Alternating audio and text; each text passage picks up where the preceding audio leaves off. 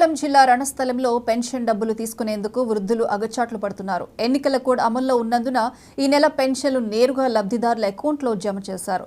అకౌంట్లో ఉన్న డబ్బును విత్డ్రా చేసేందుకు పెన్షనర్లు బ్యాంక్ వద్దకు భారీగా చేరుకున్నారు. దీంతో పెన్షనర్లు తీవ్ర ఇబ్బందులు పడుతున్నారు.